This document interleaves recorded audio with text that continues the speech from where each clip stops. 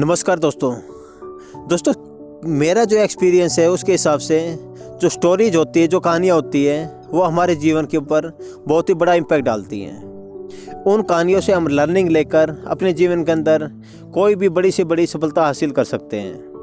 और कहानियों की पावर को समझते हुए, कहानियों की इम्पोर्टेंस को समझते हुए मेरे दिमाग में एक ख्याल आया कि मुझे वो कहानियाँ लोगों के साथ में शेयर करनी चाहिए और उस कहानियों से क्या आउटकम निकलता है, क्या निष्कर्ष निकलता है, क्या निचोड़ निकलता है, वो भी लोगों के साथ में शेयर करना चाहिए, ताकि उस कहानी के निष्कर्ष से हम कैसे उसको अपने जीवन के अंदर यूटिलाइज कर अपने जीवन को एक अलग डायरेक्शन दे सकते हैं और कैसे अपने जीवन के अंदर कुछ बड़ा, कुछ नया, कुछ एक्स्ट्रा ऑर्डिनरी करने के लिए अपने आप को प्रिपेयर कर सकते हैं। इसी को मद्देनज़र रखते हुए मैंने एक यूट्यूब चैनल का निर्माण किया है जिसका नाम है लाइफ चेंजिंग स्टोरीज। और मैं हर संडे आपके साथ में एक स्टोरी शेयर करूंगा और उस स्टोरी से क्या आउटकम निकलता है, क्या निष्कर्ष निकलता है, उस निष्कर्ष के ऊपर जाएंगे, उसको समझेंगे और कैसे हम उस निष्कर्ष को, उस निचोड़ को अपने जीवन के अंदर यूटिलाइज कर सकते हैं, फिर उसके लिए प्लान करेंगे। इसी श्रृंखला के अंदर जो मेरी पहली स्टोरीज है उसका शीर्षक है लालच हमारे जीवन पर कैसे इम्पैक्ट डालता है। कहानी की शुरुआत करते हैं। एक बार एक व्यापारी अपने किसी कस्टमर को शहद दे रहा होता है, तो जैसे वो शहद डालने लगता है उसके हाथ से वो कटोरी नीचे फर्श पर गिर जाती है और वो सारा शहद नीचे फर्श पर बिखर जाता है। तो व्यापारी जल्दबाजी के अंदर जितना शहद ठीक कंडीशन का होता है उसको उठा लेता है, बाकी अभी भी काफ़ी कुछ शहद फर्श पर चिपका रह जाता है। तो तभी व्यापारी क्या देखता है कि कुछ मधुमक्खियाँ वहाँ पर आकर बैठ जाती है और वो धीरे धीरे शहद को चाटना शुरू कर देती है।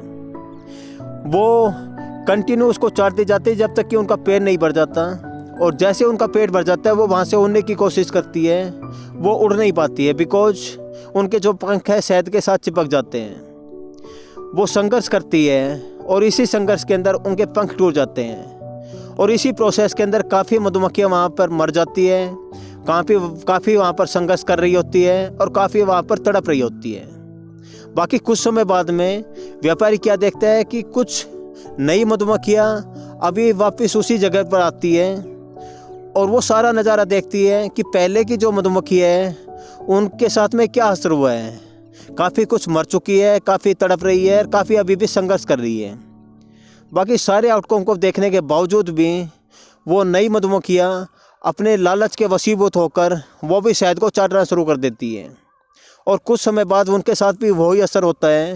वो वहाँ से उठ नहीं पाती है और अपने आप को बचा नहीं पाती है, वहीं पर तड़प जाती है, कुछ मर रही होती है और कुछ के पंख टूट जाते हैं, वो टोटली दर्द के अंदर कह रहा होती है। तो इस सभी नज़ारे को देखते हुए व्यापारी कहता है कि ये लालच का नतीजा है। ये नई मधुमक्खियों ने पहले वाली मधुमक्खियों के साथ में क्या हुआ उसके आउटकम को देखने के बावजूद भी उसको नज़रअंदाज किया, जिसकी वजह से वो खुद भी तड़प रही है। अब इस कहानी के जो आउटकम है उससे क्या निकलता है कि जो लालच है वो धन का लालच भी हो सकता है और स्वाद का लालच भी हो सकता है। तो इस लालच को हम अगर अपने जीवन के अंदर यूज करते हैं तो उस केस में हमें डेफिनेटली बुरे दिन देखने ही पड़ेंगे। हमें जीवन के अंदर लालच को अवॉइड करना चाहिए ताकि हम एक नॉर्मल लाइफ जी सकें। तो इसको हम अगर इंसान के जीवन के साथ में कोरिलेट करना चाहें तो बहुत ही शानदार कोरिलेशन बनता है। जब इंसान इस धरती पर जन्म लेता है तो वो धीरे धीरे अपने जीवन को कंटिन्यू आगे बढ़ाता है। उसके बाद में वो लालच के अंदर आकर वो जंक फूड खाने लग जाता है। क्यों? स्वाद के लालच में आकर वो ऐसी चीज़ें स्टार्ट कर देता है जो कि उनके स्वास्थ्य के लिए बिल्कुल ठीक नहीं होती।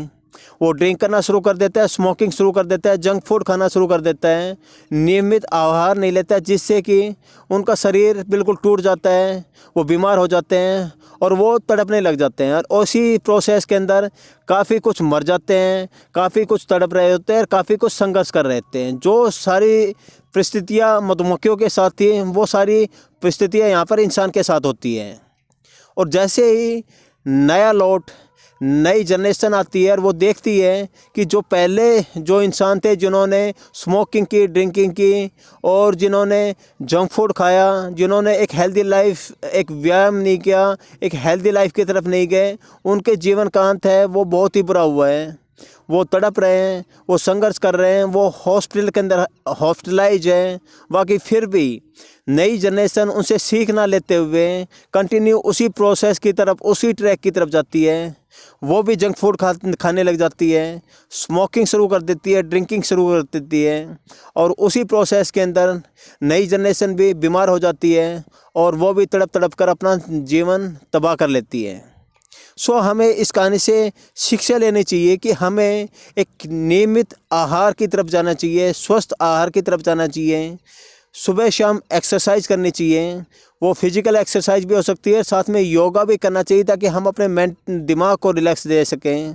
बिकॉज जो दिमाग और हमारा जो फिजिकल स्वास्थ्य है वो आपस में कोरिलेट होते हैं और उन्हीं दोनों को यूटिलाइज कर हम अपने जीवन के अंदर कुछ बड़ा, कुछ नया और कुछ एक्स्ट्रा और नहीं कर सकते हैं। सो आज से हम प्रण लेते हैं कि हम डेली नियमित रूप से व्यायाम करेंगे, योगा करेंगे और एक नियमित आहार लेंगे, जिससे कि हम अपने जीवन के अंदर जो हमने टारगेट बनाए हैं उन टारगेट को अचीव कर सकें और अपने जीवन के अंदर कुछ बड़ा, कुछ नया, कुछ एक्स्ट्रा और नहीं कर सकें। सो इसी के साथ में मैं अपनी कहानी को विराम देता हूँ। And thank you very much for your kind support and kind patience. We will meet again in the next Sunday with a new video, with a new stories which can help us to get the new opportunities in our life. So thank you once again.